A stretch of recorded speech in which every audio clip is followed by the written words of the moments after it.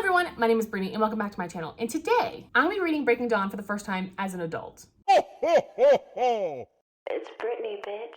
This is also the first time I've ever owned this book because I had to buy it for this video because, long story short, I told you that every single book on this series has their own story. And Breaking Dawn's story is, I was not actually going to read Breaking Dawn. I was pretty much done after Eclipse. After Bella chose Edward, I was donezo. I was done. I was not interested in continuing on the series. I was very upset that she decided to marry him instead of Jacob. So, obviously in Breaking Dawn, Bella and Edward get married, okay? And I was like, I really don't care about that. But I had a friend, and I don't remember who it was. I remember it was a female friend, and I know exactly where I was when she told me this, but I don't know who it was. But she said, you're gonna wanna read this because Jacob is in this book, and he imprints on her child. And I said, I'll fucking read it. You can just tell how fucked up I am by the fact that that's what got me to read the fourth book, which is also the biggest book in the series. It is fucking huge. Oh my god, this book is almost 800 pages. Holy shit. Anyway, I know the audiobook, because I downloaded the audiobook as well, is 20 hours. So we're gonna see how long this one takes me. And I remember that I borrowed this from a friend who had the hardback version because obviously it was very new. And what a whirlwind. And I'm excited to reread this to see how I feel about this as well, because if you saw my last video on Eclipse was definitely my least favorite of the series, but actually, you never know. I know that this one has a lot to do with their marriage and a lot of Edward in it. I don't really care about Edward. So we'll see. But I know the parts that have Jacob in it, I really enjoyed. And I know that this book is 2 different movies. So I'm gonna get to the halfway point, or I'm basically gonna get to the point where Bella has the child. And then I'm going to watch the first movie with my brother, and then I'm going to read the second half and then watch the second movie. Okay, let me get into this and I'll give you guys more of an opinion, but I'm only 10% in on the audio. And so far, obviously, they already had the wedding and now they're on their way to their honeymoon to Isle Esme, which is like their island off the coast of, I think it's Brazil. I'm pretty sure it's Brazil because he speaks Portuguese. So I'll let you know how I feel about it. But so far, I really don't give a shit because they got married, but it's not the worst thing in the world. I don't think this is the worst book in the series. I think that still goes to Eclipse, but we're gonna see what this one rates out as. I mean, I don't think anything's gonna beat New Moon at this point. I just wanna give you an update on my lunch, and I decided to try to get a poke bowl from this place called Sushi Freak, which is right behind me. It took me probably 30 minutes just standing in there. I really think I'm gonna do the to-go orders because they did have to-go orders that were coming through or like Grubhub, and they were like prioritizing them. They're like making them in between the people who are actually already there in line, which like I totally understand, but at the same time, like they really need to figure out a better system because that took absolutely forever. Like that took a really long time, and I really hope this is good because I've really been craving a poke bowl, but it's just really kind of hard to like find. Obviously we're in the middle of the desert, so I went and searched and I finally was like, okay, well I guess I'll just try this place out, even though the reviews are kind of iffy. I'll give you an update on that later, but I just want to let you know that's what I was doing, and it just took a really long time, and I'm like extra hungry, so we'll see. And then I'll get to reading some Breaking Dawn a little bit later.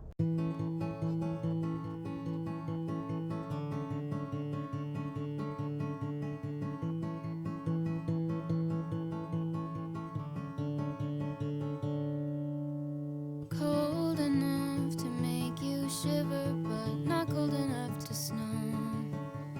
Cold enough to know it's winter. Perfect time to say our first hello.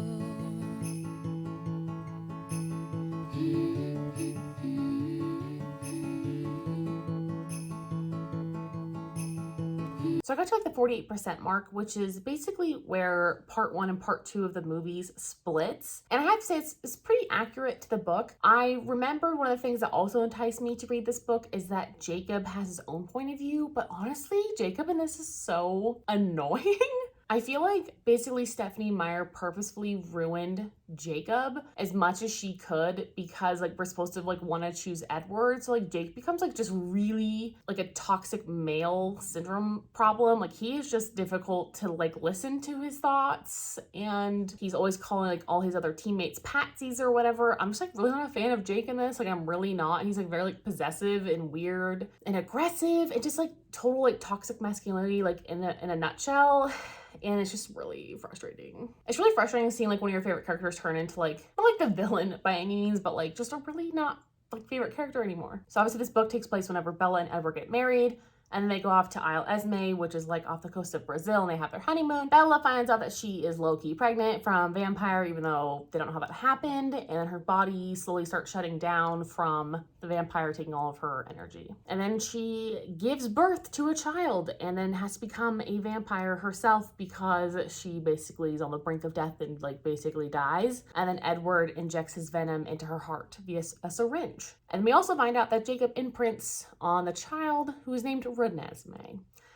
So obviously this is a fun time. It's a very plot-filled book. I think especially this one is probably the most plot-focused one of the bunch, and I actually end up really enjoying it more. So I'm only 50% of the way in, but so far it has more plot. I really don't like the whole Bella Edward thing, but I think the whole plot, what's going on, is really interesting. There were definitely a few parts in here that definitely could have been cut down, by the way, especially like I feel like in Jacob's chapters, like there were some parts that went on for way too long in his head as a wolf. Like I really did not need to see every little interaction. And I'm gonna tell you, probably at least 200, 300 pages of this book could be cut, by the way. It's extraordinarily long for what's actually like happening, but there is still like a lot of plot. There's just still a lot of fluff. So let's talk a little bit about the movie, and this is Breaking Dawn Part 1. I really enjoy Breaking Dawn Part 1. I think it's really interesting, and I think what's interesting is my brother gave this one the highest rating out of any of the movies we had to watch. He gave Twilight 1 star, he gave New Moon 2.5 stars, he gave Eclipse 1.5 stars, and now this one is 3 stars. So this was definitely his favorite movie, and I say it's probably like it's because it's so plot focused. There's so much plot and so much more interesting stuff happening. He said the same thing. Basically, the movie follows pretty much the exact plot of the first 48% of the novel, and I think that they did a really good job with that. I really liked, obviously, like the honeymoon scenes. I'm not really a fan of Edward again. Like, I just hate Edward, and she's married to him, and like she wants to have sex. And they even reference sex, by the way, in the book. Like, they say the word sex like multiple times, but you never get a sex scene, which I remember reading upon it when I was younger and reading it now. I'm just sad there's no sex scenes. Like, I understand the author is very Mormon, but like you're literally writing like a taboo paranormal romance with like an abusive relationship, and you don't think you could include like just a smidge of sex, like just a smidge. It's like cut to black, there's absolutely nothing, and then you just like know they had sex, but I really would have liked a little bit of sex in the book. In the movie you get to see it a little bit, and I think that's great, especially because the book literally gives you absolutely nothing. And then obviously like the CGI in this movie I think is really well done, especially with Bella and like getting sicker and sicker. That was all CGI, that wasn't even makeup, it was CGI effects, and she looks disgusting. She's like a husk towards the end, and it's kind of brilliant. I really think this one's definitely one of the strongest movies, and I would agree. I think this one's probably, I would say like a 3 for me. So I'm excited to get into the last half of the book and then also watch the last movie. And I know the last movie is one of my favorites because it's really cool to see Bella come into her powers, because obviously when she becomes a vampire, you know, she's always been a shield as a human, but now it extends to her as a vampire and she's more powerful. And I think that's just her vampire life is just kind of interesting, but especially like the showdown with the Volturi, it's amazing. So I'm gonna try to finish this bad boy, and then I'm gonna watch the movie, and then I'll give you my final thoughts and my final rating, which I really don't know yet, my rating of this book. I think I honestly am like enjoying it, but a lot of it definitely could have been cut out, and Jake was like kind of annoying as fuck and awful in this, so I really don't know I'm gonna rate it as of yet.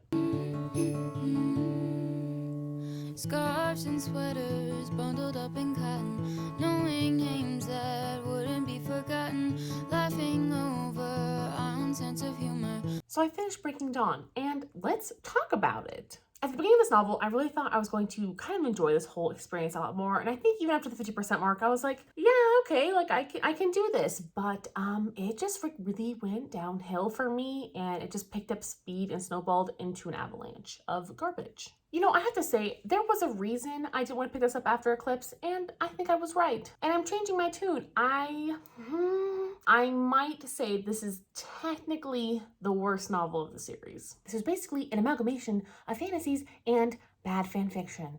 And I also need to apologize for how yellow my freaking ceiling light looks in this video, but be well aware I do not live in a piss bowl. This book is low-key, like, really problematic. And I think after Bella and Edward get married is when we really start to notice these problems. Like, Bella and Edward shouldn't have had sex while she was human because it could kill her. And then he decides to give in and have sex with her on her honeymoon because obviously they're fucking married.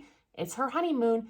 And he is gatekeeping the sex after he bruises her a little bit. And he's like, I'm not going to hurt you anymore. I'm not going to do this. And he denies his wife sex on her honeymoon. Again, denying her sexuality over and over and over and over, which is definitely a theme I've seen in this novel. This messaging of women not having control of their sexuality was definitely not subtle, but especially as an adult, this is just like downright really frustrating when I thought about it. The dude is literally trying to tire her out on her honeymoon so she doesn't want to have sex with him. Tell me it's not like really fucked up. Am I wrong? Tell me I'm wrong. And don't get me started on Jake imprinting on the fucking child, okay? Because when I was a teenager, I was like, this is interesting. I was like, I thought that was gonna be a really interesting plot point, and I really loved Jacob, so the fact that he was gonna be in the fourth novel made me want to read it at all, especially when I found out that he had some parts that are from his perspective. But especially as an adult, this is just fucking gross. And the fact that, again, there's another theme of women especially not having choice in this whole series, especially when it comes to imprinting, which is basically like a forced soulmate relationship where you don't get to choose and you're just forced to like love that person forever. And he literally imprints on a fucking child. And then it's like legitimately implied that Jake was like always in love with Bella because of an unfertilized fucking egg in her ovaries. Tell me that's not fucking sick. Tell me that's not fucking sick. Okay, obviously the messaging in this book was problematic, and there's a lot of plot points that were very problematic, okay? But let's just touch on the fact this book is 800 fucking pages long, and we could have cut out a good 300 to 400 pages of this, and we still got the same fucking message. Like, I'm honestly considering lowering the rest of the scores of the fucking series because that's how mad I am at this fucking book, and it makes a lot of sense. I remember so many feelings from my youth now about how I actually did not like this book, like, whatsoever, especially after, like, Jacob imprinted. I was like, oh, that's, like, interesting, and then I was like, ew.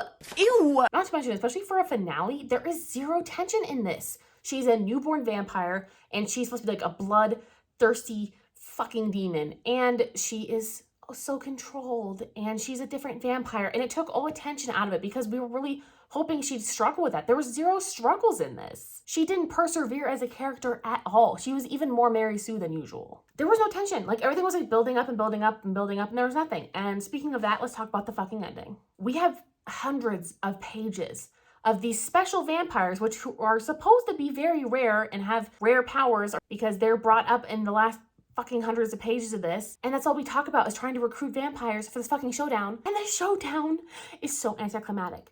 Literally nothing fucking happens in this book.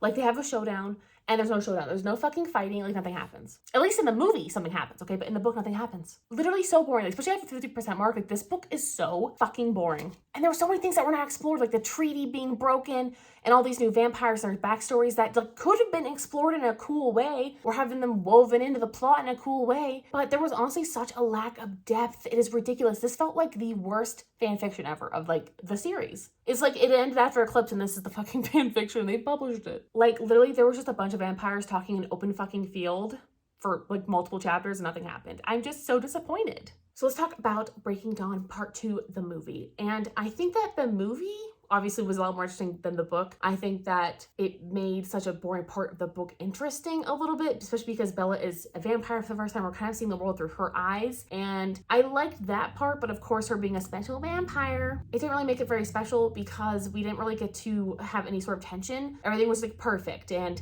you know, after finally becoming a vampire, all she wants to do is have sex with Edward. I also was like a little frustrating. Like, you can't be like a little bloodthirsty or something or just struggle with anything. I think the cool thing about the movies, obviously, it can like show everyone like the vampire talents. So some of the people that had like really cool talents, you could kind of like see them how they were meant to be seen. And there was a lot of like cool actors in there. That's about it. And then the fucking showdown was the best part, which is sad. I think that's why I also dislike it. One of the least in the movies is because I felt like the whole movie was like build up to a showdown and then it was just a showdown. That was it. And the showdown was still a little bit of a letdown, but the movie did it way better because in the movie, if you haven't seen it, I'm gonna spoil it for you and enjoy. So in the movie, it basically, you think that everything has happened and they're actually fighting, and then it goes back to present time and Alice is like, here's your future. And that was a really cool twist. And I think you obviously see it coming, but I think they should have done that in the book because the book was so fucking boring and nothing actually happened. That's probably why they made it twist in the movie, because actually the movie fucking interesting. Anyway, let me get down to my final rankings, by the way, because my brother ranked all the movies and so did I. So I'm going to put up a little blip of which movies we liked in which order. So Tyler and I both really liked Breaking Dawn Part 1 first. And then after that, we honestly deviate quite a bit. Tyler's second best movie he thought was Breaking Dawn Part 2. And then he said New Moon was number 3. And then Eclipse was 4. And then Twilight gets the last rating with 1 star.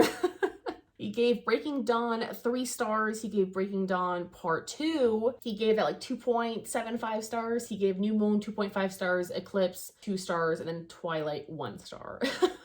And I think those are valid. And then my favorite one was obviously Breaking Dawn Part 1. I think that one has the most plot. I think it's probably the best well done novel to screen adaptation anyway. And then we have New Moon, which is one of my personal favorites to watch. I think it's also just really nostalgic. Love New Moon. And then Twilight, again, it's not the best one in the series for sure, and best well done. The acting is terrible. Bella is pretty insufferable, but it's just so nostalgic. And I really love the first half of the movie. Until James comes into play, I loved Twilight because I really just liked kind of getting introduced to this world and seeing the dynamics with her and her family. And also this Twilight poster was in my room as a teenager for quite a while. I think probably about a year until the New Moon poster came out, and then they finally came off my wall. So the Twilight poster is also very nostalgic for me. And the fourth best was Breaking Dawn Part 2. Obviously, it's the same problem with the show, like nothing happening and then a showdown, but it was a little more interesting with all the vampires and all the plot that was happening in between and like the better storyline. The worst movie for me definitely is Eclipse, and I think it's because Eclipse is just so boring of a film, because even though we have the vampire army, I just feel like they could have woven it into like a better ending and kind of like a better end to Victoria, because the whole thing is just like Bella graduating in like 2 seconds, and the whole thing is just like vampire army that nobody fucking cares about, and that's like the stupid battle with the army. I don't know. It leaves like the worst taste in my mouth. And also I think it's kind of when it really started to go downhill. And then in terms of the books, I think my ratings will go as follows. It's going to go, New Moon is my favorite book. I think it's definitely one of the best. And then I'm going to go with, oh God, I can't believe I'm saying this. Twilight is going to be my second favorite. And then in third, I think it's going to go Eclipse, because even though Eclipse was kind of boring, and I really hated the vampire army aspect and didn't come to play to 50%, at least it was kind of a solid string of events of a plot, and it made sense. And even though it was kind of boring and definitely overwritten for what it was one singular plot line, and it made sense for the story. But then in last place, it's going to go Breaking Dawn, which I really didn't expect. But Breaking Dawn, it was like a really bad fan fiction, and that it had so many things going for it and so many plot lines and things that were like forgotten or were like, you know, used on purpose for the plot. It was just so frustrating. Like, she broke her own rules throughout her entire series just to make this book kind of work. And I think that's why it was just so ultimately frustrating. So yeah, Breaking Dawn is the worst one, and the best one is New Moon, and I'll stick by that. And I think that if you are a Jacob stan, I think New Moon is your favorite. And I think that if you are not a Jacob stan, New Moon is the worst. And I think it switches for Eclipse. I think if you love Edward, Eclipse is your favorite. And if you hate Edward, Eclipse is your least favorite. And that is my fun fan theory. But anyway, I would eventually maybe read Midnight Sun or like The Short Life of Bree Tanner. Let me know if you'd actually be interested in that, because if you are, I will do it. But if you're not, then I don't know if I'm going to torture myself and force myself to read Midnight Sun, because also I really hate Edward. But I probably read The Short Lives of Bree Tanner a little bit more willingly. So let me know how you're feeling about that. And thank you so much for joining me on this Twilight spiritual journey of finding out who I truly was as a teenager, which is trash. Anywho, thank you so much for watching. Like and subscribe. Talk to you guys next time. Bye.